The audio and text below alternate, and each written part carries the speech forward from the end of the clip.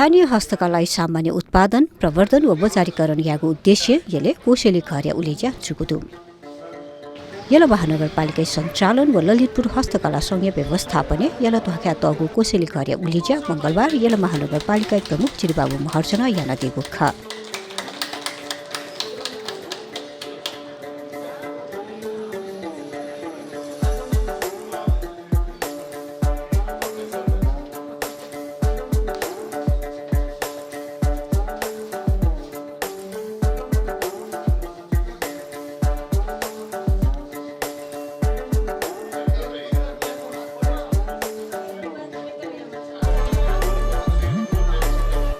ज्याजोले यला महानगरपालिका प्रमुख चिरबाबु महर्जन उपप्रमुख मञ्जली साक्य वज्राचार्य प्रमुख प्रशासकीय अधिकृत गणेश अरियाल यलया प्रमुख जिल्ला अधिकारी जयनारायण आचार्य वडालिया 26 अध्यक्ष सुरेश महर्जन नेपाल हस्तकला महासंघीय अध्यक्ष प्रचण्ड साक्य ललितपुर उद्योग वाणिज्य संघीय अध्यक्ष मनोज बहादुर न्याछो ललितपुर हस्तकला संघीय अध्यक्छ रमेश सिंह कोसेली घर्या महत्वतया नवाना दिएको ख एकदम खुसी लाग्यो आज ललितपुरमा कोसेली घरको शुभराम व्यापारीहरूलाई एकदम कोभिड पछिको अहिले जुन व्यवस्था आइरहेको छ यो अवस्थामा यो कोसेली घरले हामीलाई व्यवसायलाई एकदम उत्थान गर्नलाई एकदम मद्दत गर्छ भन्ने मैले विश्वास लिएको छु। साथै म छोटो कुरामा म एउटा मात्र दुईटा मात्र कुरा राख्छु।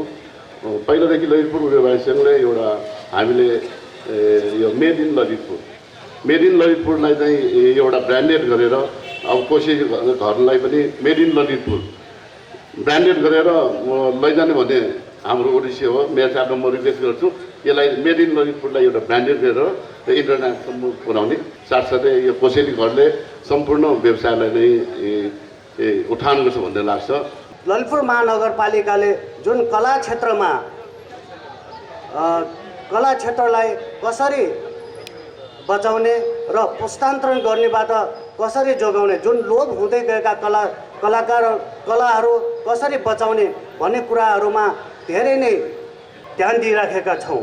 त्यसकारणले यसको विषयमा हामी नगरपालिका भन्न पनि तपाईहरू यो हस्तकला सम्बन्धी विज्ञ हुनुहुन्छ, तपाईहरुले हस्तकला सम्बन्धी धेरै ज्ञान छ तपाईहरुसँग र यसलाई कसरी बचाएर राख्ने र कसरी जोगाएर राख्ने भन्ने कुराहरू तपाईहरुको सल्लाह सुझावको पनि अपेक्षा राख्दै ब्रान्डिङको रूपमा मेड इन ललितपुर भन्नुहोस् या क्राफ्टेड इन ललितपुर भनेर त्यसलाई ब्रान्डिङ गरेर हामीले प्रचार गर्नु जरुरी छ। त्यसको लागि त्यसपछि अर्को भनेको अब हाम्रो यहाँको कलाकारहरूलाई अहिलेको अवस्थामा आफ्टर कोभिड यहाँको कलाकारहरू धेरै खस्किएको हुनाले उहाँलाई एक-एकजना कलाकारलाई एउटा मञ्चमा एउटा कलाकारको रूपमा चाहिँ घोषणा गर्नुभयो र एउटा चाहिँ सम्मानको स्वरूपमा चाहिँ उहाँलाई प्रचार गर्नुभयो भने एउटा राम्रोको रूपमा मैले लिएको छु। त्यस्ता हाम्रा विभिन्न कार्यक्रमहरू हाम्रो ललितपुर महानगरपालिका भयो हामी सबै मिलेर यसमा गर्न जरुरी छ। त्यसमा हस्तकला महासङ्घ सदैव यहाँहरूसँग साथ छ। महानगरपालिका महानगरवासी हस्तकलासँग सम्बन्धित सम्पूर्ण आर्टिस्टहरू र हस्तकला महासङ्घ जुन चाहिँ हामीले सम्वर्धन गर्न संरक्षण र म्यानेजमेन्टको जिम्मेवारी उहाँलाई दिएको छु।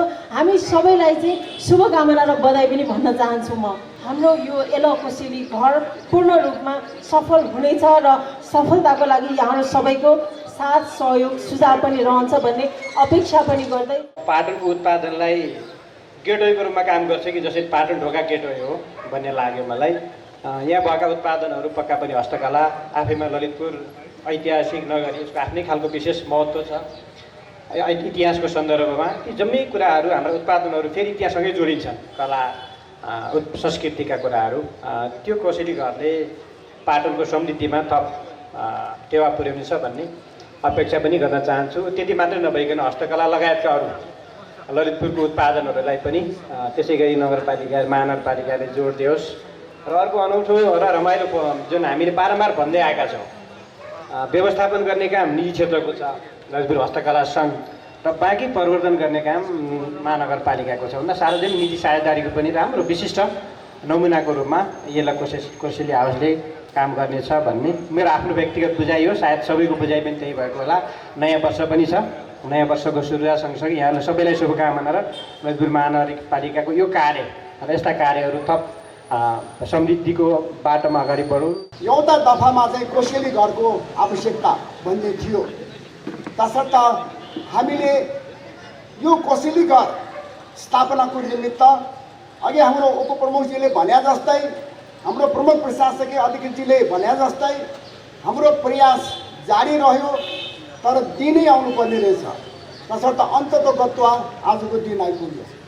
तसर्थ यो कार्य सफलीभूत पार्नको निमित्त, यो दिनसम्म आउनको निमित्त, यो दिनसम्म ल्याउनको निमित्त प्रयास गर्दै हुने हाम्रो रमेश सिंह लगायत उहाँका सबै मित्रहरूलाई म हार्दिक धन्यवाद ज्ञापन गर्न चाहन्छु। यसले धोकामा छिर्न साथ अथवा यसले धोकाबाट बाहिर निस्कनको निमित्त यहाँ चाहिँ यसले कोसेली घरको स्थापना हुनु भनेको एकदमै महत्त्वपूर्ण, एकदमै राम्रो ठाउँको चोइस गरेको भन्ने चाहिँ ठहर हुन्छ। तसर्थ यति राम्रो ठाउँको सेलेक्सन गर्न सफल भएकोमा म आयोजक मित्रहरूलाई म पुनः पनि धन्यवाद ज्ञापन गर्न चाहन्छु। पर्यटकहरू आगमन र प्रस्थान गर्दाखेरिको अवस्थामा उहाँहरूले एकचोटि निश्चित तवरले यो येलो कोसेली घरमा चाहिँ प्रवेश गर्ने व्यवस्था मिलाउनुको निमित्त यसको चाँजो पाँजो हामी मिलाउन गइरहेका छौँ। येलो कोसेली घर भनेको एउटा यो चाहिँ टिम वर्क हो। यो टिम वर्कमा यहाँहरूको पनि धेरै भूमिका रहन्छ। यसमा कमी कमजोरी केही छन् भने माथि चाहिँ मलाई जहाँसम्म लाग्छ सजेसन बुक राखिएको छ, त्यहाँ चाहिँ यहाँहरूले चाहिँ आफ्नो सुझाव व्यक्त गर्नुहोस्। हामी ती सुझावलाई चाहिँ निश्चित तवरले सम्बोधन गर्छौँ। कोसेली घर सञ्चालन र व्यवस्थापनबारे केही जानकारी दिन सान्दर्भिक ठान्दछु। कोसेली घरमा राख्ने सामानको आपूर्ति, व्यवस्थापन, रेखदेख र गुणस्तरको जिम्मेवारी ललितपुर हस्तकला सङ्घले लिएको छ।